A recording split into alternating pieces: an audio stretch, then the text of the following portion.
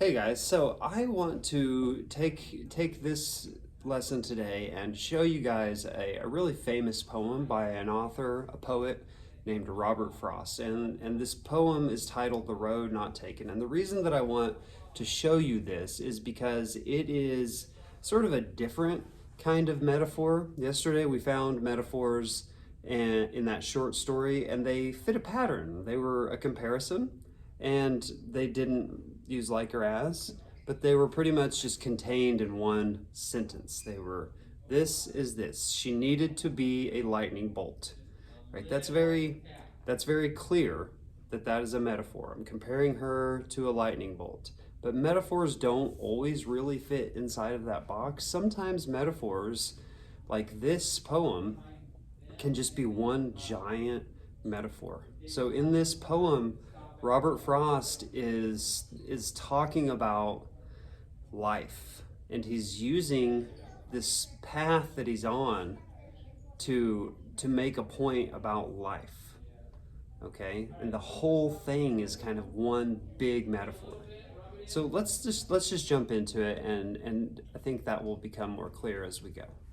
Here we go. First stanza. So the first grouping of lines. Okay.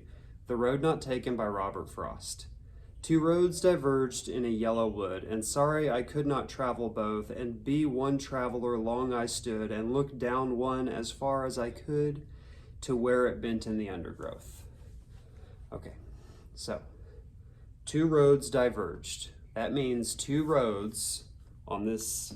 He's in the forest in a yellow wood. He's in some trees, and the road that he is on splits into two roads.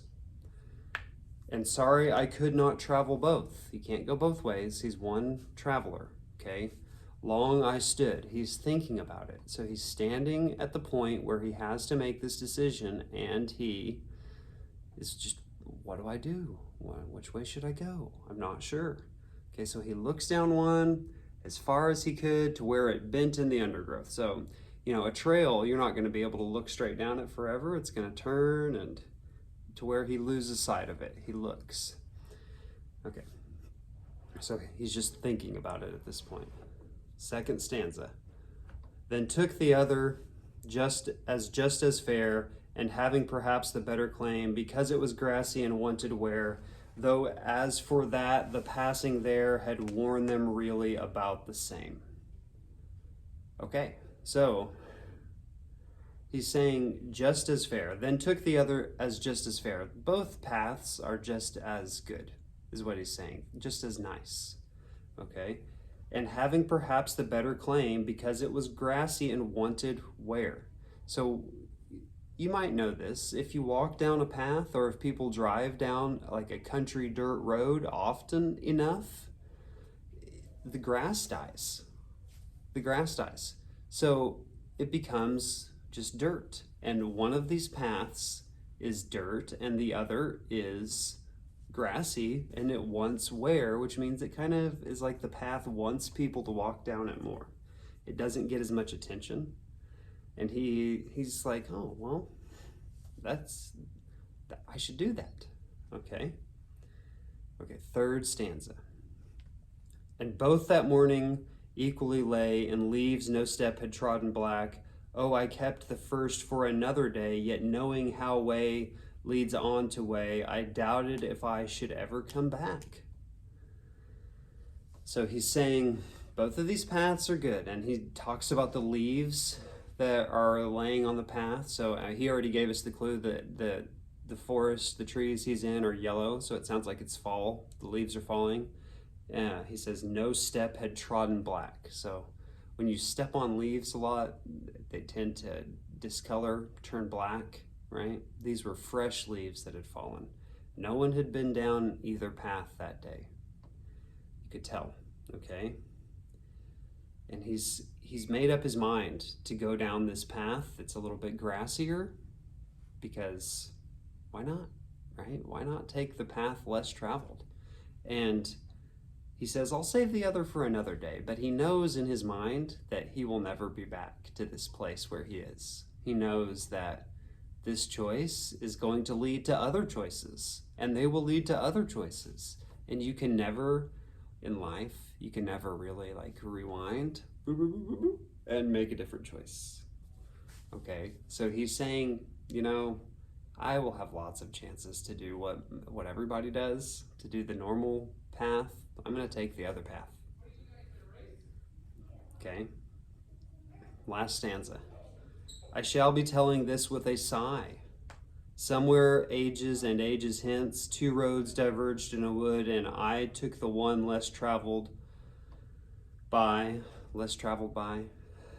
and that has made all the difference.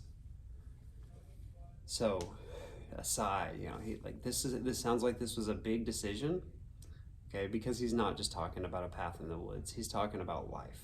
And we all have these big life decisions that we have to make, okay? Everybody has to make choices in life. And that's what he's getting at, okay? But it sounds like, you know, he says, and that has made all the difference. It sounds like a positive thing. He went away that fewer people go. That could be so many things, you know. There will be so many times in your life when you will have a chance to do this thing or do this thing. And they are both good choices. And this thing might be a choice that everybody makes. And this choice might be something that not so many people do. And what he is saying is that in his heart, he wanted to do the thing fewer people do. And it made a huge difference to his life. It was what was right for him. Okay? So the reason I read this poem to you today was because it's a metaphor. The whole thing, he's using this path in the woods to describe a choice he made in life. And that is also a metaphor. It doesn't always fit in a box, okay? Metaphors can be really interesting and sometimes a little bit hard to spot. So that makes it confusing, but it also makes it really good and interesting. They never get old. Okay, I hope you enjoyed that poem. I think it's a really good one.